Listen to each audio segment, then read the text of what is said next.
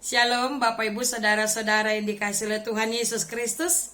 Kini kita akan mendengarkan firman Tuhan di ibadah pertanyaan keluarga pada malam hari ini. Namun sebelumnya mari kita bersatu di dalam doa. Kita berdoa. Kasih karunia dan damai sejahtera dari Allah Bapa dan dari anaknya Tuhan Yesus Kristus kiranya menyertai saudara sekalian. Amin. Bapak Ibu Saudara-saudara yang dikasihi oleh Tuhan Yesus Kristus, mari kita buka Alkitab kita. Kita baca firman Tuhan yang tertulis dalam kitab Ester pasal yang ke-9.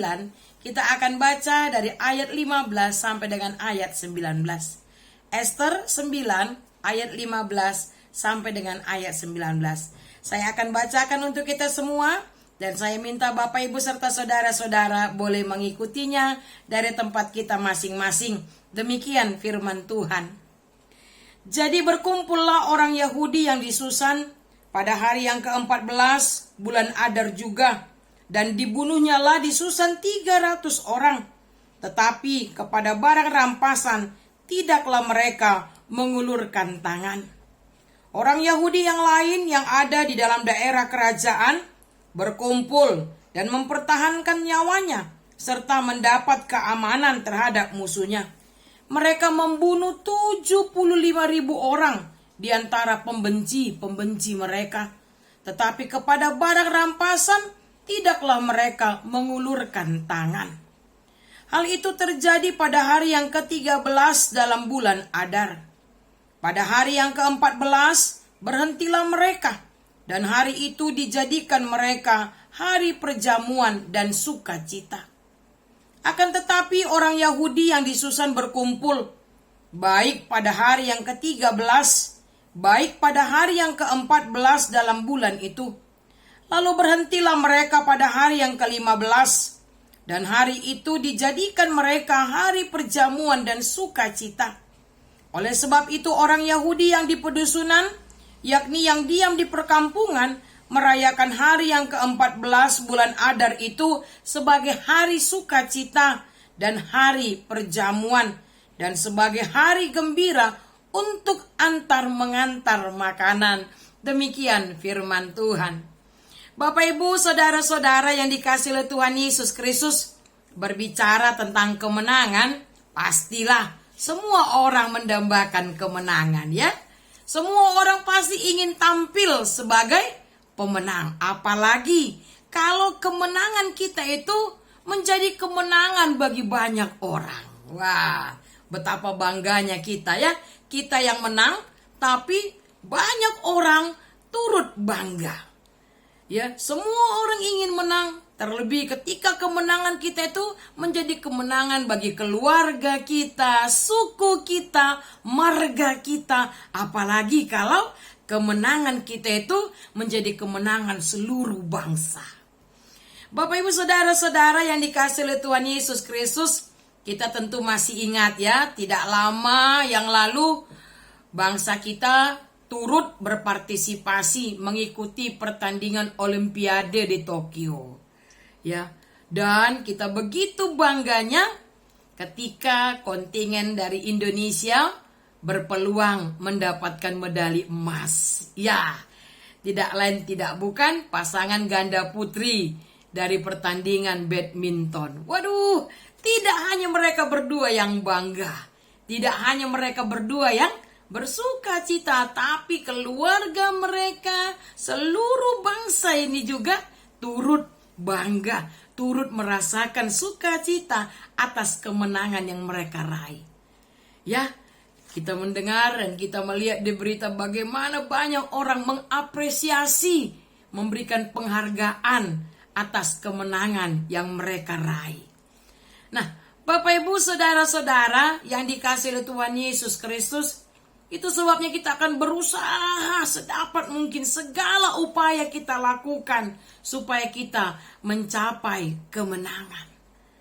Tetapi kalau kita perhatikan dalam kehidupan kita sehari-hari, sudahkah kita semua tampil sebagai pemenang? Ternyata tidak. Loh, kok begitu? Saya kan sudah berusaha. Saya kan sudah berdoa. Iya ya, sudah berusaha, sudah berdoa, tapi Tapi kok gagal? Sampai timbul pertanyaan, kok begini Tuhan? Bukankah aku sudah berusaha? Bukankah aku sudah berdoa? Tapi kok masih gagal juga? Ada nggak yang seperti itu Bapak Ibu Saudara-saudara? Ada ya. Bahkan mungkin kita juga pernah mengalami itu. Kita merasa kita sudah berusaha semampu mungkin, sekuat tenaga kita. Bahkan kita tidak lupa untuk berdoa supaya kita menang. Tetapi kenyataannya kita gagal. Sebaliknya, hal-hal yang tidak kita duga-duga, yang tidak kita sangka-sangka akan menang, justru menang. Kembali kita dibingungkan, loh kok bisa ya? Kok bisa dia menang ya? Padahal menurut pikiran kita, menurut pengamatan kita, gak mungkinlah dia menang. Bapak Ibu Saudara-saudara yang dikasihi oleh Tuhan Yesus Kristus, kita pasti pernah ingat bagaimana Daud mengalahkan Goliat. Dari pemandangan, pemikiran Goliat, atau secara garis besar bangsa Filistin, Daud itu tidak mungkin mengalahkan Goliat, ya kan?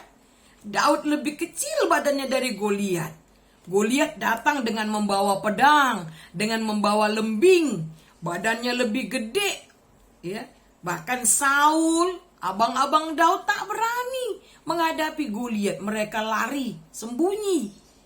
Tetapi Bapak Ibu Saudara-saudara, siapakah yang menang ketika Goliat berhadapan dengan Daud? Yang menang siapa? Daud. Ya. Dari segi pemikiran mungkin ketika kita berada di posisi di sana, ketika kita berada di kondisi itu, kita menyaksikan pertandingan Goliat dengan Daud, pasti ya ada orang mungkin yang bertaruh. Saya bertaruh pasti yang menang Goliat, ya kan? Nggak ada pasti yang memilih Daud sebagai pemenang. Tapi yang tidak kita duga-duga, yang tidak disangka-sangka oleh manusia, justru itu yang terjadi. Daud mengalahkan Goliat hanya dengan sekali umban. Ya. Nah, Bapak Ibu Saudara-saudara yang dikasihi oleh Tuhan Yesus Kristus, bagaimana Daud yang lebih kecil badannya, yang lebih muda usianya dari Goliat mampu mengalahkan Goliat?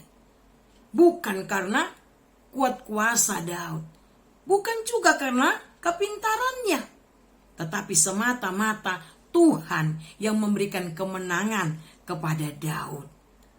Bapak Ibu Saudara-saudara yang dikasihi oleh Tuhan Yesus Kristus, demikian juga dengan orang Yahudi yang dikatakan dalam kitab Ester ini. Mereka bersuka cita, ya. Mereka bersuka cita, mereka berbahagia. Kenapa? Karena Tuhan memberikan kemenangan kepada mereka. Mereka mengalahkan musuh mereka bangsa Amalek. Beratus-ratus bahkan puluhan ribu habis mereka tumpas. Kenapa? Bukan karena kepintaran orang Yahudi. Sebab kita tahu amang inang saudara-saudara, pada masa Ester, hidup orang Yahudi itu sangat menderita. Ya, mereka ditindas, mereka disiksa, dibunuh oleh Haman. Ya. Tetapi bukan pikiran manusia yang terjadi. Kalau menurut bangsa Amalek, wah, orang Yahudi itu sekejap mereka tindas. Tetapi Tuhan bertindak, ya. Tuhan bertindak. Tuhan memberikan kemenangan kepada orang Yahudi. Beratus-ratus, berpuluh ribu orang mereka tumpas habis, mereka bunuh. Mereka meraih kemenangan. Dan itu semata-mata karena pertolongan Tuhan kepada mereka. Tuhanlah yang berperang bagi mereka. Itu sebabnya mereka meraih kemenangan. Mereka bersuka cita. Mereka memuji memuliakan nama Tuhan. Bapak Ibu Saudara-saudara yang dikasihi oleh Tuhan Yesus Kristus, sama seperti orang Yahudi, saat ini pun kita sedang berperang, ya kan? Wah, mungkin Bapak Ibu bertanya, kita sedang berperang dengan siapa? Bapak Ibu jangan salah, sampai detik ini kondisi kita, situasi hidup kita itu sedang berperang. Dan lawan kita bukanlah remeh. Jangan anggap sepele. Lawan kita itu bukan enteng, ya. Kalau dari segi kekuatan kita, kita tidak mampu mengalahkan dia. Siapa lawan kita, Amang Inang? Kita sedang berperang melawan siapa? Ya, betul sekali. Kita sedang berperang melawan musuh terbesar kita, yakni si iblis, alias sibolis. Ya, bukan si botol listrik ya menginangnya, sibolis, iblis. Dia dengan segalanya cara, dengan segala cara yang licik, setiap waktu, setiap saat dia mengintip bagaimana dia akan menggoda kita supaya kita semakin jauh dari Tuhan. Dia akan pakai bahkan orang terdekat kita, teman kita, keluarga kita, suami, istri, anak, mertua, orang tua, siapapun akan dia pakai sebagai alatnya untuk mengalahkan kita. Bapak, Ibu, saudara-saudara yang dikasihi oleh Tuhan Yesus Kristus, kalau mengandalkan kekuatan kita tidak mampu mengalahkan dia. Ya. Oleh karena itu, mari kita andalkan kekuatan yang dari Tuhan. Molo de batado ngata, isema alota. Tidak ada. Tidak ada yang bisa mengalahkan Tuhan kita. Amin. Amin. Tuhan kita adalah Allah yang maha kuasa, Allah yang tiada tandingannya, Allah yang perkasa.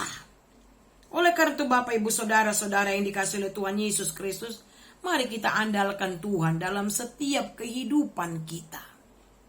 Andalkan imanmu, andaliman, ya kan? Ibu-ibu pasti kenal dengan andaliman ya. Tapi andaliman ini bukan bumbu untuk memasak arsik. Tapi andaliman di sini adalah andalkan imanmu dalam setiap peperanganmu melawan si iblis. Percayalah Bapak, Ibu, saudara-saudara, kalau kita mengandalkan Tuhan dalam kehidupan kita, sekuat, sehebat, sepintar apapun musuh kita itu, dia akan sekejap dikalahkan oleh kuasa Tuhan. Bapak, Ibu, saudara-saudara yang dikasihi oleh Tuhan Yesus Kristus, oleh karena itu, apa pesan firman Tuhan pada malam hari ini? Ingatlah, keselamatan itu hanya kita peroleh dari Tuhan. Hanya Tuhan yang mampu menyelamatkan kita. Oleh karena itu, andalkan Tuhan dalam hidupmu, andalkan imanmu dalam Kristus, maka niscaya engkau akan menang. Amin. Kita berdoa. Bapa yang baik dalam Yesus Kristus, terima kasih untuk berkat kasih karunia yang Kau berikan kepada kami. Engkau berikan kesempatan kepada kami Tuhan untuk mengadakan pertanyaan keluarga pada malam hari ini. Bapa yang baik, terima kasih untuk firman yang sudah kami dengarkan, yang mengingatkan kami Tuhan bahwa keselamatan itu berasal dari Engkau Tuhan. Kami tidak mampu, tetapi Engkau yang memampukan kami ya Bapa. Kalau Engkau beserta kami Tuhan, maka tak ada yang mampu mengalahkan kami. Kami boleh bercermin dari kemenangan yang diraih oleh orang Yahudi pada masa Ratu Ester. Kalau sebelumnya mereka sangat menderita, tetapi Engkau memberikan kemenangan kepada mereka melawan musuh-musuh mereka, sehingga orang Yahudi tampil sebagai pemenang. Dan mereka bersuka cita, mereka berbahagia atas kemenangan yang Engkau berikan kepada mereka Tuhan. Demikian juga dengan kami. Kalau kami mengandalkan Engkau ya Tuhan dalam kehidupan kami, maka tak ada yang mampu mengalahkan kami. Iblis, musuh kami, yang selalu berusaha mengintip setiap saat, setiap tempat, untuk membuat kami semakin jauh daripada Engkau Tuhan. Dia pun akan mampu kami kalahkan kalau kami mengandalkan Engkau ya Bapa. Oleh karena itu Bapa di surga, berkati kami Tuhan, lindungi kami, tolong kami ya Bapa, untuk melawan setiap musuh kami, agar kami boleh tampil sebagai pemenang. Terima kasih Bapa yang baik, biarlah firman-Mu ini dapat kami mengerti, dan dapat kami lakukan dalam kehidupan kami sehari-hari. Pada malam hari ini izinkan kami Tuhan, membawakan doa syafaat kami. Kami mau berdoa bagi gereja-Mu HKBP Sidoarjo. Berkati Tuhan gereja-Mu ini. Berkati proses pembangunan gedung gereja, agar boleh selesai Tuhan proses pembangunan tersebut hanya untuk kemuliaan nama Tuhan saja. Berkati para tukang, berkati para panitia, agar melalui mereka yang sudah diberi mandat oleh gerejamu Tuhan, dapat menyelesaikan setiap tugas yang diberikan kepada mereka. Berkati seluruh jemaatmu Tuhan, dari anak kecil sampai jemaat yang sudah tua. Berkati mereka tiap-tiap pribadi, tiap-tiap keluarga. Berkati pekerjaan tangan mereka Tuhan, tambahkan rejeki, tambahkan sukacita, limpahkan berkat karunia rejeki kepada mereka Tuhan. Bagi jemaatmu yang terbaring sakit, tolong ya Bapa, berikanlah kesembuhan kepada mereka. Secara khusus bagi Inang Nyonya Simbolon Borulumban Raja yang saat ini menjalani perawatan di Malang. Berkati Inang kekasih kami itu Tuhan, sembuhkan dia, kuatkan dia ya Bapa. Demikian juga Tuhan kami berdoa untuk seluruh para halado AKBP Sidoarjo. Berkati kami Bapa, mampukan kami untuk melakukan setiap tugas pelayanan kami hanya untuk kemuliaan nama-Mu. Berkati juga kota di mana kami tinggal, kota Sidoarjo ini Tuhan. Berkati juga bangsa dan negara kami Tuhan, bangsa Indonesia. Berkati juga para pemimpin kami. Terima kasih Bapa yang baik, inilah doa kami. Dengar dan sambutlah doa kami ini, yang kami naikkan hanya dalam nama Yesus Kristus, Juru Selamat kami yang hidup. Amin.